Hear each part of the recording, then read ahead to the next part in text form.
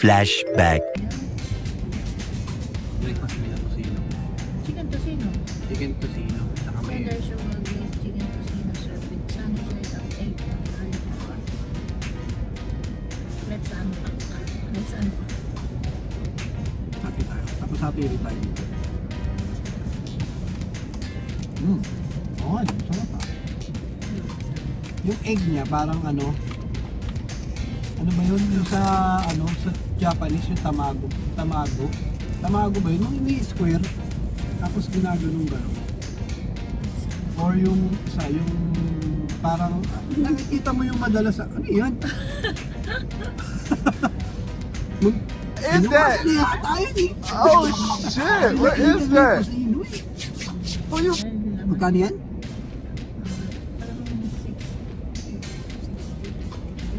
Feeling ko hindi sa ulit. No? Sa'yo? Pag nasa office kasi less than 1 hour. End of flashback. Yan, takot.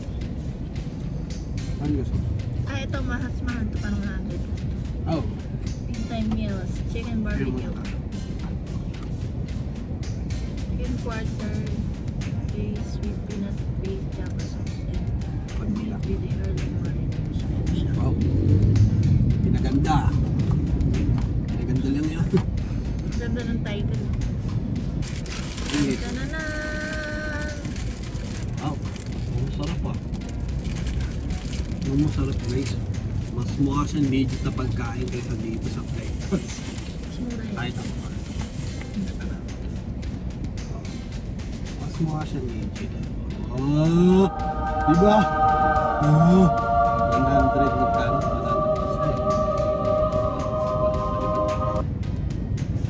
Mas mukha siyang legit. Tikman natin yung sauce daw eh. Tikman natin kung lasa. Pero ito muna titikman ko. Breakfast. Hindi pa tayo nag-breakfast. Kasi naman. Pa tayo nag-breakfast kaya yan muna breakfast. Kasi nangyari, pamakbo kagad kami dito sa bayan. Kasi doon sa place namin, walang internet, ha? Ha? Smart, ano na? Sarap yung ano. Tinikman. Peanut sauce. Hindi kami makapagtrabaho, hindi ako makapagtrabaho. Trabaho Kailangan kahit ko na na ano. internet or kahit na Yun nga, doon sa lugar namin na pinagtayam, kahit na Facebook. walang internet doon. Facebook, kahit ano, ang signal namin doon, letter E. Tumataas yung pagkain. Ang signal namin doon, letter E lang. Yung globe okay kasi E means error. error. Bali. E. Yung E, yun yung pinakamababa. As in, Lasari na yun. alam niyo na yun. Sa mga addict yan ng mga phone. Alam niyo na yung kung ano yung E na yun. Yun lang. Pero, ha? Tikman mo muna. Pero yung globe meron, may signal. HSDPS plus. H plus. Hindi naman. Hindi mo, masarap no? Wala na. Oh? Ano ba? Pula-pula. Wala lang. Tamang absueta lang. Food colors. Hindi, wala na eh. Mamaya na. Ay, Wala nga na. walang lasa. Oh, diba? Ano yan? Bakit may Food ganyan color. pa food coloring ng mga atay? Diyos ko. Napatay nila yung tao. Ayun na. Tapos pumunta kami dito. Kasi dito may LTE sa bayan. So, nakaparada muna kami sa somewhere here. Malapit sa port. Para magtrabaho. Gawin lahat ng mga kailangan ko. Ayun.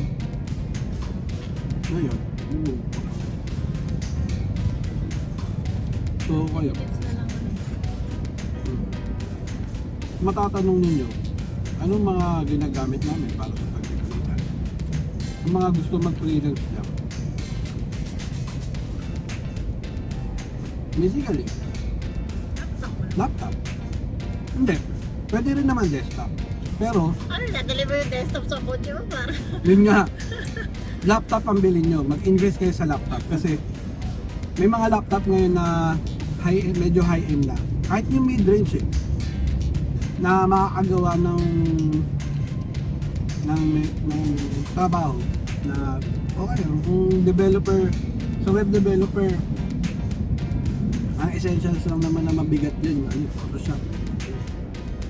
Pero yung, ewan ko yung mga app developer, medyo mabigat yata yung ginagawa nila. Which is mas magandang laptop dapat. Yung mga pang gaming laptop dapat yung mga ginagamit nyo. Tsaka, kung bibili kayong laptop na pang freelancing, mas mag-focus kayo sa sa hard drive, tsaka sa RAM. Kasi mas maraming multitasking kasi, pang multitasking. Tsaka storage. Ako, sa ngayon, 2 tera tong laptop ko. Ito yung laptop ko.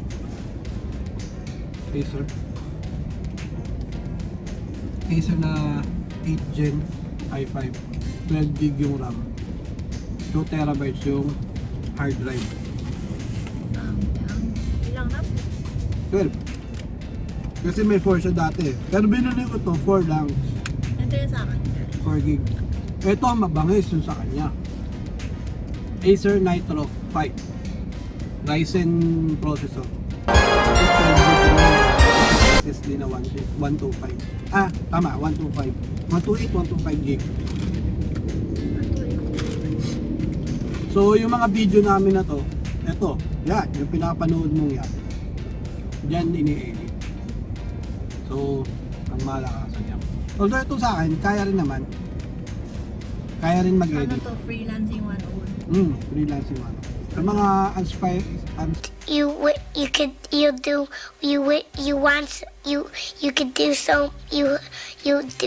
ano ba? Aspiring. Inspiring. Ay, hindi pa naman eh. Aspiring. Aspiring. Aspiring freelancing. Freelancers. Maganda mag-freelance.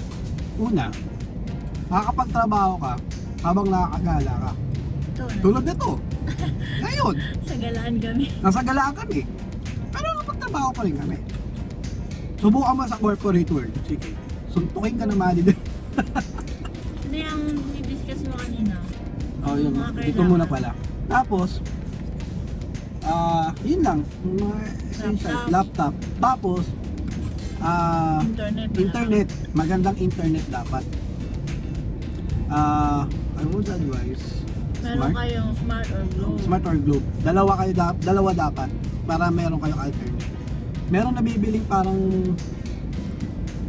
packet wifi na LTE. So smart yung Oh. box. Parang box eh. Tapos, Or yung packet na oblong, mas LTE din yun eh. Mas maganda yung Yung black, yung parang mas malaki kasi. basta picture ito. Sa globe naman, hindi namin alam. Sa Globe. Pero meron din May sila. ganun din sila parang pero itsura, iba yung itsura eh. So, Siguro ito rin. So, yun. Tapos ano pa ba makakaya? Kailangan yun. Tapos Siyempre, kung wala silang kotse, kung wala kayong kotse, maghanap na lang kayo ng ano.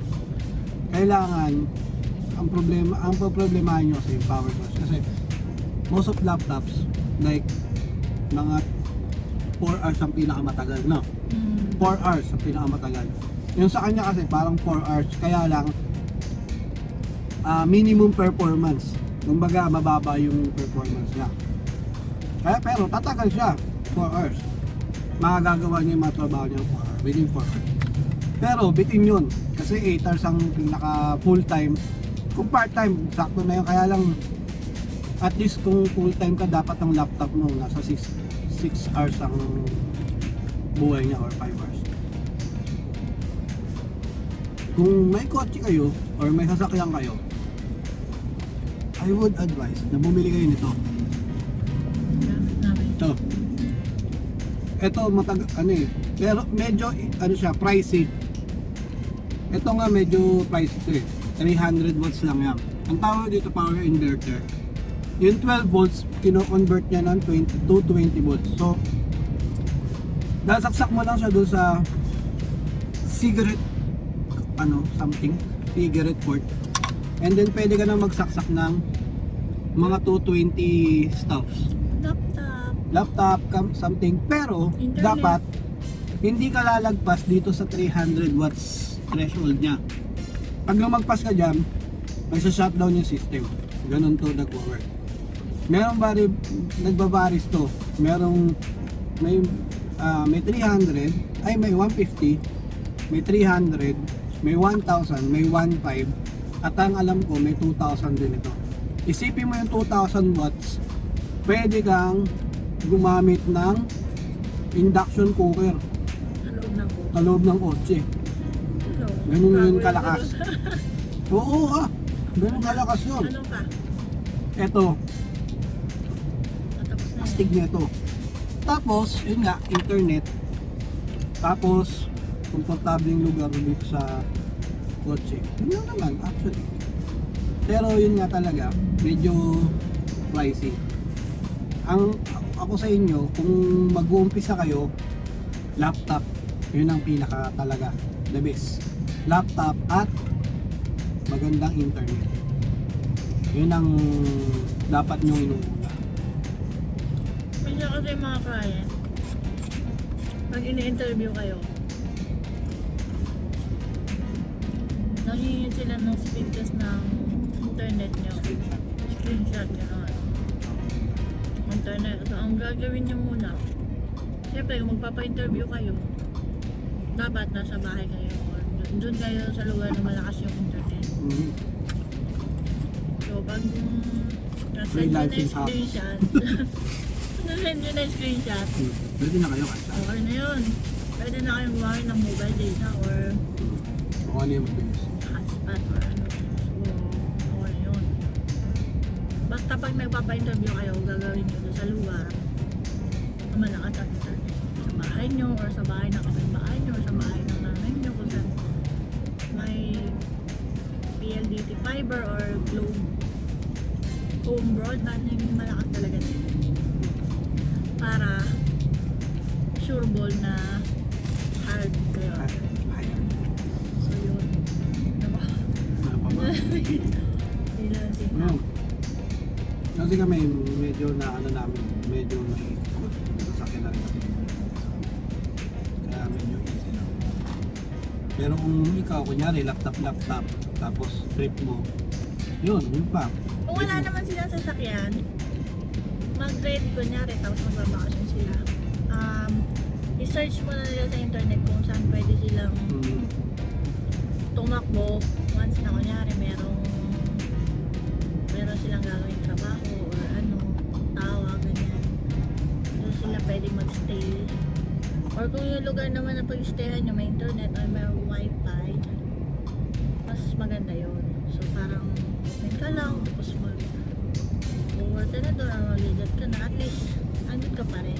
Bago kayo pumunta doon sa place, parang i-survey nyo muna kung anong malakas na internet doon. Or may malakas na. Oo.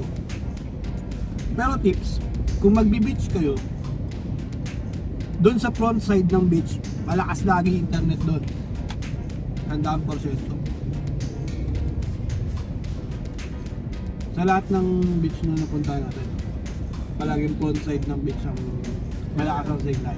Kasi walang mga Hindi namin alam kung bakit. walang mga nakatabing na Siguro, walang signal. yun lang yun. Hindi pag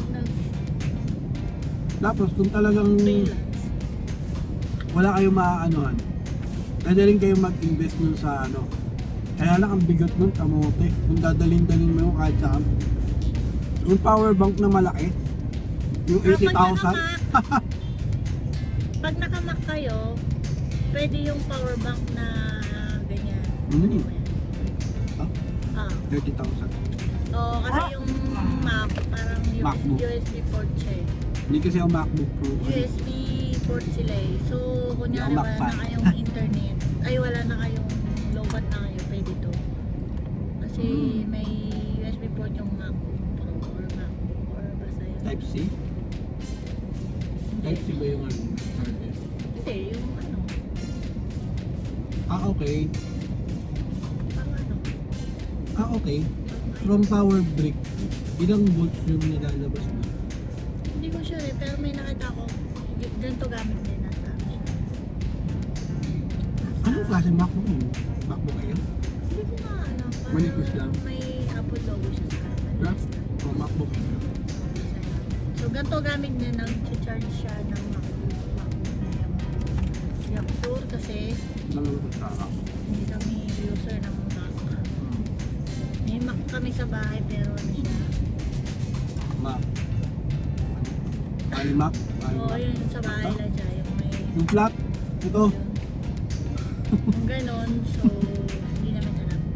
Pero may nakita ko nag-charge siya sa power bank. Pero malaki din yung power bank. So yun. Bukod doon sa ano, food. Masarap. Ito naman, ito masarap. May masarap yung peanut sauce niya. Yung manok masarap. Kaya lang medyo dry yung manok. Siguro kasi pagkaka microwave, no? Hindi microwave, di ba? Yun. Sa pagkaka microwave, pag yung mga ganitong manok talaga, pag microwave mo, nawawala yung juiciness niya. Nag-dry. Yes. Kahit dark meat siya.